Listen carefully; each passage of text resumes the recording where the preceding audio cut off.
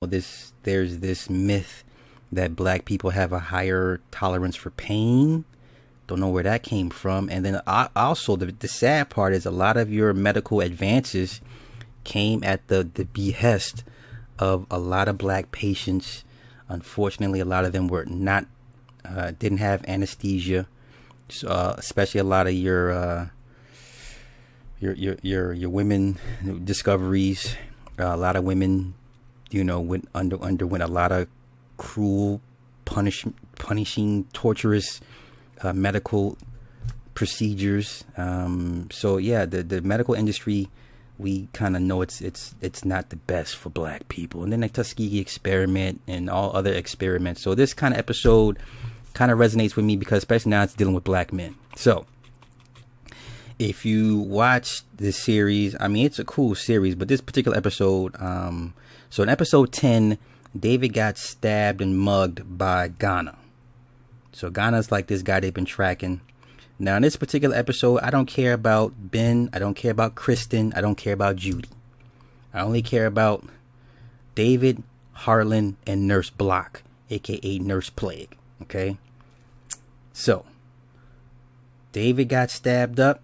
He's in the hospital. Ben and Kristen go to see Judy. All right? David awakens. He meets Father Douglas. He tells David if he needs anything to turn the crucifix down. He gives him a crucifix face up. He says if anything goes wrong, turn it down. That way he'll know something's wrong. Okay? Harlan, another black man, is in the bed next to him. He's a double amputee.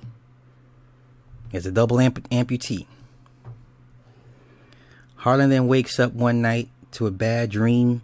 He tells David to not call the nurse. They call her Nurse Plague. Harlan says most black patients die from accidents, not random. She then collects their wristbands as trophies. He tells David to not say anything.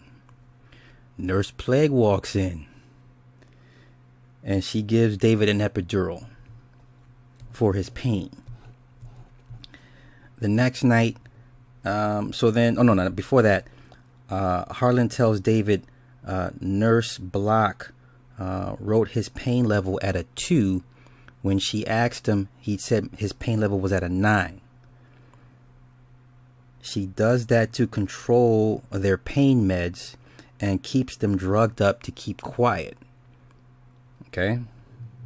So she'll ask him what's his pain level. He'll say 9. She'll write a 2 on his chart. All right? Nurse Block then questions Harlan. She then asks David what's his pain level, and she then injects him with morphine into his IV, and then he goes off into this euphoric state. So he's high as a kite right now. So then he meets like this Asian, I want to say guardian angel, this female Asian guardian angel. He questions if God is with him. She says, yes, he's with him. He's everywhere. Okay. She then says, do you remember Euland's triangle? She also tells him to remember Matthew 13, verse 25. So Matthew 13 tells us, wait a minute. Give me a moment. Verse 25. Okay, so Matthew 13, verse 25. But while men slept, they ought to have watched. The Lord of the field sleepeth not. His enemy came and sowed darnel.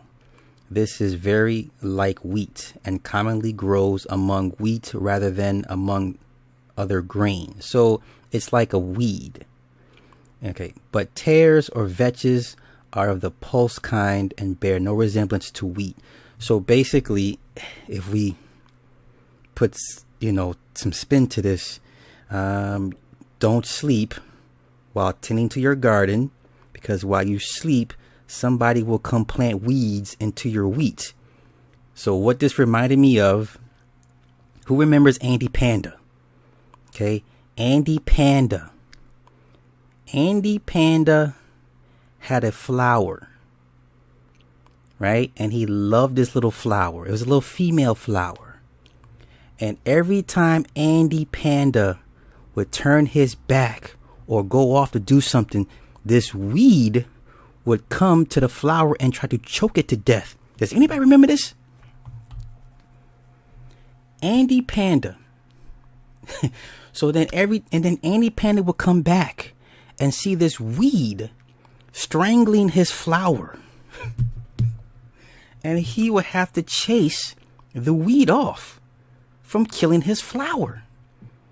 So, and as the episode progressed, whenever Andy couldn't tend to the flower or watch the flower, spot on, the weed would show up and come to choke the weed is strangling the flower, and the flower's like, I mean, it's a very violent cartoon episode. I cannot be the only one that remembers this. Please tell me I'm not the only old head that remembers that episode. I'm sure it's on YouTube. All right. So then at one point, Andy tried to run the weed over with a lawnmower. I think he tried to kill it with fire. I forget how the episode ended, but eventually he dealt with the weed. All right. So this parable or this verse, that's kind of reminded me of the Andy Panda episode. Like, nobody remembers this. I'm disappointed. Like, if you ever see that episode, the weed was extremely, extremely violent. And the way he was strangling the flower, you know what I'm saying? Like, this is not, like, someone was really trying to convey some real messages in this. All right, so let's get back into the episode. So as she tells him to remember Matthew 13, verse 25, she's then stabbed in the back by some demon orderly. And the best way I can describe that is if you watch the movie Silent Hill, those nurses with no faces, the demonic nurses, pretty much like this here. So she's stabbed in the back by one of these demonic nurse orderlies, and then watches Nurse Block smother Harlan to death with a pillow. She then takes Harlan's wristband. She cuts it off of him. She then injects more morphine into David's IV. The next morning, Harlan is reading the newspaper and has both of his legs. So then Harlan tells David to request oral medication. Harlan tells David to pull out his IV. He needs to control his world through the oral meds and not the IV. Because through the IV, Nurse Block controls, his world. Through the oral meds, he can control his world, okay, and somewhat have a chance to fight back against Nurse Block. Okay, so then Harlan tells David everything is real. David then requests oral meds. He rips out his IV. Nurse Block comes in. He says, hey, I would like oral meds. Nurse Block then tapes another IV into David's arm. Right? So then Detective Judy, or the two detectives, Judy, Kristen, and Ben come back to the hospital. They request to see David, to check up on him. So before they can go see him, she goes into the room first, and she asks him, how's your pain? He says it's a 2. She then hits him with another morphine shot right before they walk into the room. So then now they're asking David questions. Hey, do you remember, was this the guy that stabbed you? And he's so out of it. He's just drooling and he's babbling. He's not coherent at all. All right.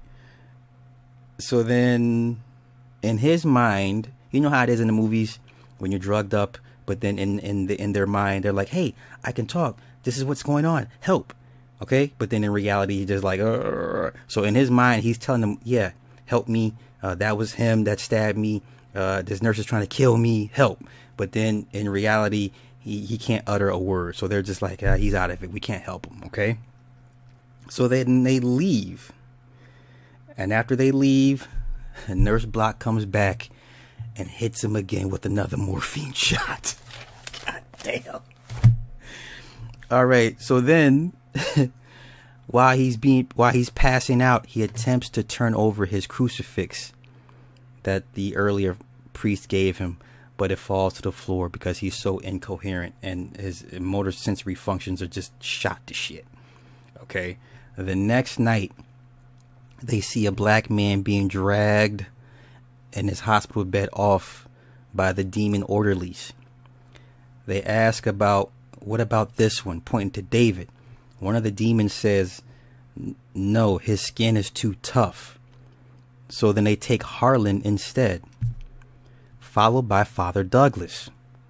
So at this point, we're like, is he really hallucinating, or is this shit is really happening to him? We don't know. So then Father Douglas says, before he leaves the room, he says, sick people are afraid of the cure. And then Harlan is dragged screaming off saying, they're going to sacrifice me.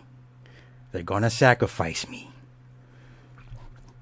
And then the Asian angel nurse appears again.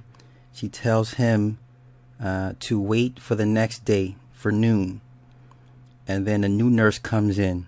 When the new nurse comes in, take out the IV and then request oral medication. Okay? She tells him everything isn't real and to once again remember Matthew 13, verse 25. The next day, David looks up Matthew 13, verse 25. It's now noon. He rips out his IV. Nurse Piper comes in and he requests oral medication. And he requests his cell phone. She goes to get his cell phone. She's like, yeah, I'll get you some oral meds. What's your pain? He says, it's at 2. She said, okay, that won't be a problem. So then Nurse Block comes in. And she's like, oh, what's going on? And she was like, I'm going to get him some oral medication. So then Nurse Block says, oh, it's okay. I got it. Go to break. So Nurse Block sends Nurse Piper on a break. And so then Nurse Block comes in and she's like, you know, you have an infection because you keep ripping these IVs out. And then, of course, the camera is panning to Nurse Block's face. So she's like right up on the camera. And, you know, it. So then she double tapes another IV to his arm and then puts his hands in these padded mitts. You know, the same way you do your baby to prevent them from scratching themselves. You put the socks over their hands. Same thing. And then she double tapes the mitts on his hands. Okay. So then she leaves. So then David attempts to wake Harlan. But then it's revealed it's an old white woman in his bed. So Harlan is dead. He's dead. That took place. He's dead. David then throws himself out of the bed onto the floor. He then crawls to his pants pocket, pulls out his phone, right? And then another patient in a wheelchair was driving by and sees David on the floor, and she says, hey, this guy needs help. You know, get the nurse. He needs help. She didn't know. All right. So then David is able to voice call Kristen. Nurse Block then comes back in. Kristen calls and she ends the call. Kristen calls back. But then Nurse Block takes his phone.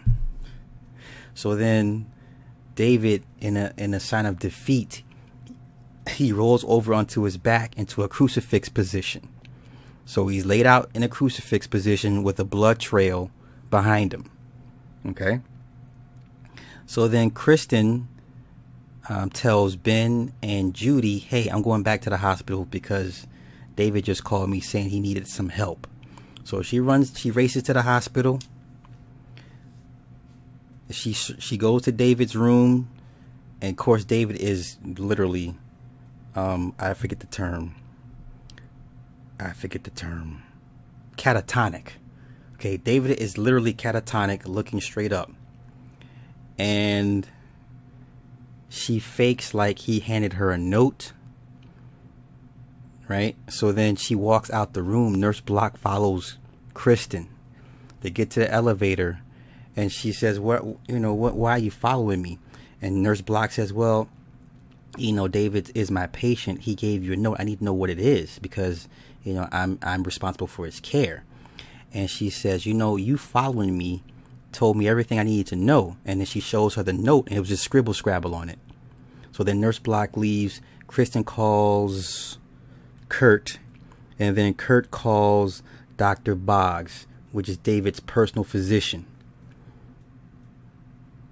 Okay. And so then Dr. Boggs comes in to look at David. He's clearly over medicated. They all go looking for Nurse Block. She's nowhere to be found. They then open her locker to find all of the wristbands from all the dead black male patients, including Harlan's wristband. So then, over a course of a few days, David comes back to his senses.